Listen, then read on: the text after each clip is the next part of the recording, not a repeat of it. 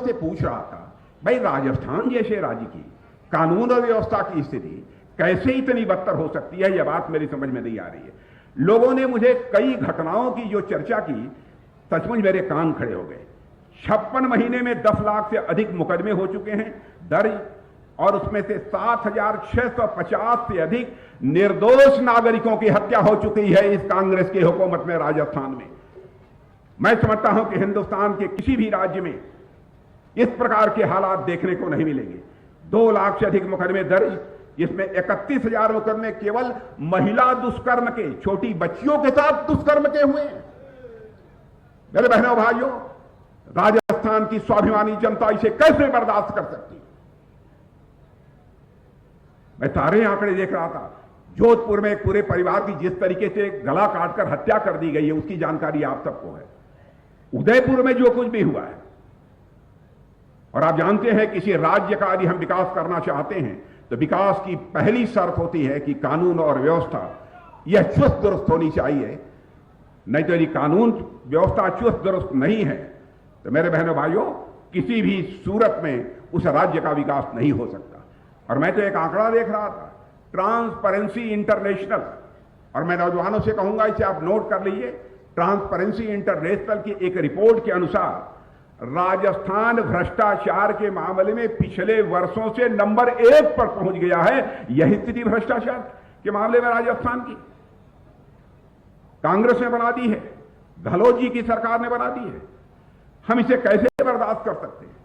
बहनों भाइयों, इसके बारे में फैसला आप सबको करना, क्या करना है यहां पर। लेकिन आज जो मैं उमंग और उत्साह आप सबका यहां पर देख रहा हूं, मेरा विश्वास अब पक्का हो गया है बहनों भाइयों कि अब इस राजस्थान में प्रचंड बहुमत से भारतीय जनता पार्टी की सरकार बनने से दुनिया की कोई ताकत हमें रोक नहीं सकती। मैं नौजवानों से कहना चाहूंगा जो पढ़ाई लिखाई करते हैं, उनके पेपर लीक हो जाते हैं। क्या हो रहा है राजस्थान में? और मैं कहना चाहूंगा कि बहनों भाइयों, हालात यहां की सरकार की यह है कि मुख्यमंत्री जिस ड्राइवर की सीट पर बैठे हैं, इस गाड़ी का क्लच कोई और दबा रहा है और एक्सेलरेटर कोई और दबा रहा है। यह हालत हो गई है। क्या हो गया है राजस्थान को? यहां पर हिंदू मुसलमान अगड़ा पिछड़ा के नाम पर बांटकर लोगों का समर्थन हासिल करने की कोशिश की जा रही है। इसका मतलब यह है, जो राजस्थान का विकास होना चाहिए था और विकास के नाम पर कांग्रेस की हुकूमत को वोट मांगना चाहिए था, वह विकास के नाम पर वोट मांगने का साहस नहीं जुटा पा रहे हैं। इसीलिए हिंदू मुसलमान अगड़ा पिछड़ा इस आधार पर लोगों का समर्थन हासिल करने की कोशिश कर रहे हैं। उन्होंने मोबाइल गारंटी देना शुरू किया है, कई कई तरह की गारंटी देना शुरू किया है।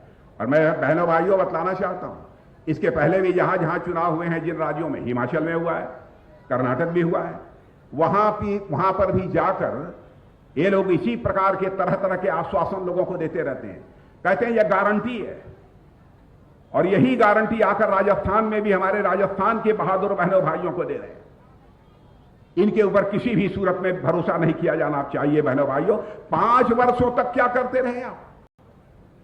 5 वर्षों तक यदि कुछ आपने किया होता तो आपके ऊपर राजस्थान की जनता का यह भरोसा रहा होता। हिंदुस्तान, हिमाचल प्रदेश और कर्नाटक की जनता ने आपके धोखे को, आपके फरेब को अच्छी तरह समझ लिया है।